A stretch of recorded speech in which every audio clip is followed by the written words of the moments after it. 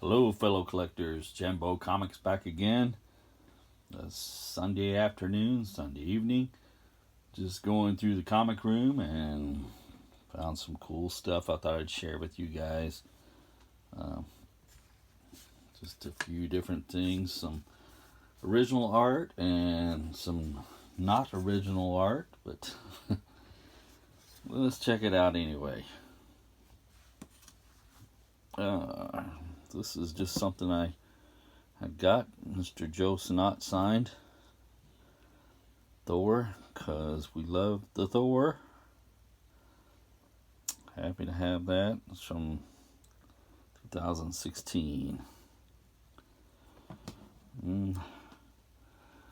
Next, I thought I'd share with you guys my only original John Buscema page I have.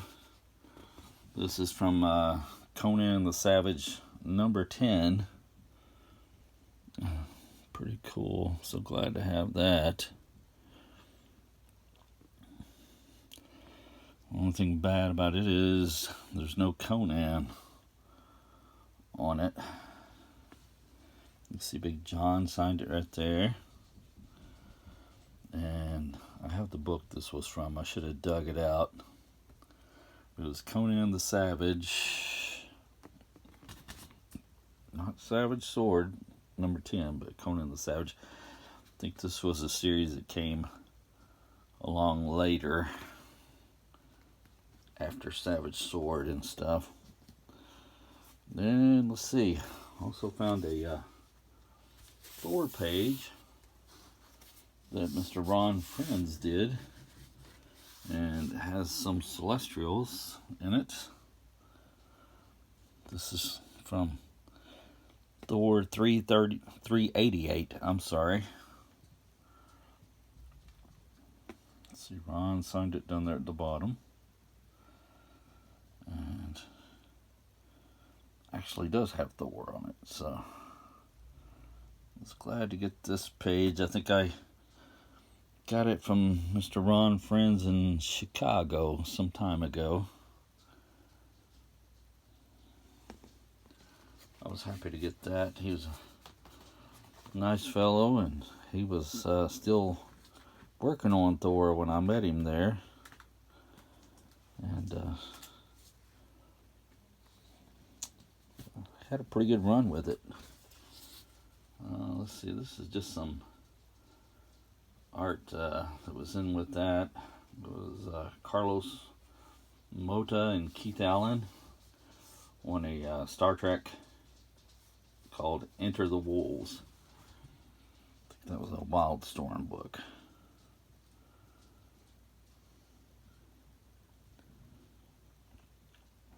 And there's Vulcan. I don't think that's Spock.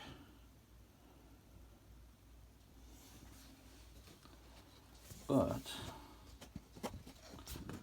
let's see, there's a couple pages here kind of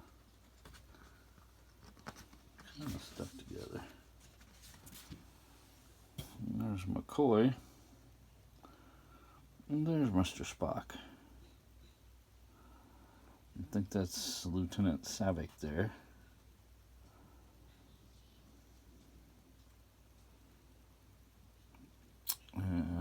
This was later in the Enterprise cruise travels. What was it called again? Enter the Wolf. Yeah, I think I've got that too. It was a trade paperback. Glad to have that. Let's see, this is one of the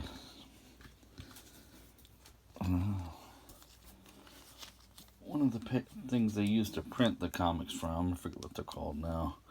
She-Hulk number 1 and John Byrne. But I don't think I actually use this because it says something about please do something about the color transition down there at the bottom of it. But still cool. She-Hulk number 1. Okay, I'm going to show you some of my artwork I did a long time ago. A little embarrassing. I never finished this. I thought I'd draw a comic and submit it to Marvel to see if we could actually do some work from them. This was a Doctor Strange I was going to do. And like I said, I penciled some of it. I never did ink it. But it's a long time ago. And just never did send it in to them. I guess I was afraid they would laugh at it or turn me down or something. So never did submit it. Never did ink it. I should have inked it, and at least, you know what I'm saying, and finished the stuff. But never did. It was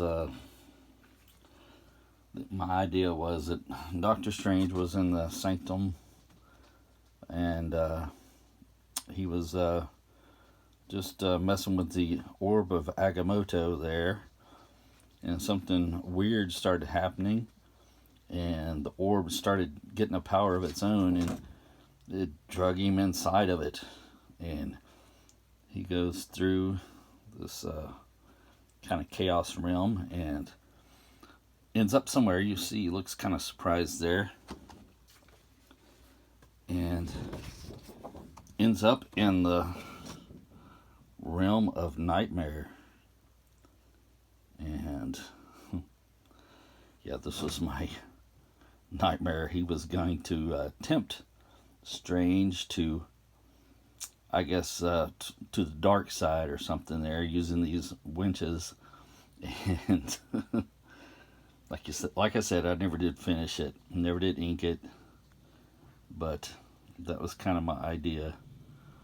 And it seems like I got a lot of ideas, never did finish them up, because I had an idea for a Thing and Wolverine team up, and there's that, the Thing and Wolverine, and I was gonna call it Shorty and Flyboy, because Shorty was Wolverine, Flyboy was the Thing because he was kind of a pilot and stuff. And never did finish that, or never did do anything with that either, but just thought it was kind of funny. Also did this. It was like a Thor and what was her name, Excalibur. At the time, Excalibur was kind of big, and I thought it'd be cool to have Thor crossover with some of the newer mutant groups like Excalibur. That was him and Kitty Pryde. And here they are again. I never did do much with this. I just found it and thought, oh well. Nice looking back at it now. Nightcrawler, I guess. Like I said, never did finish it. Just thought I'd share it with you guys, and thought it was kind of funny. Well, speaking of original art, I did dig this out again. It is the Comic Art Price Guide. Has a nice Alex Ross cover on it. It's Bill Everett there on the cover, but the Submariner anymore. And it's kind of like the regular Price Guide. It has, just lots of comic art, and it gave the prices and the value of them and stuff then, and some sketches and things like that. If you had like sketches of that famous artists had done, it would give you the approximate price on that stuff, and some nice Bernie Wrights and Swamp Thing. If you had covers to books that an artist had done, of course that stuff was more expensive and worth more. But yeah, it's kind of like the price guide. It just had a lot of different artwork in it, and it even had like the older price guides. Let me see if I can find it. In the center of it had some, oh, I can't find it now, of course. Oh, there it is. Just you know, color pictures. The Williamson Prince Valiant, but yeah, it was just cool. Nice looking at that, and looking at some of the old art there. I kind of had stashed in a corner and thought I'd share with you guys, but not a very long video. Just thought I'd throw that out there and let you guys see it and share some of my Sunday fun from going through the comic book room, and appreciate you guys stopping by to look at it. And as Margot Kidder, the original Lois Lane in the movies, says, subscribe. Thanks, guys. Appreciate you coming by.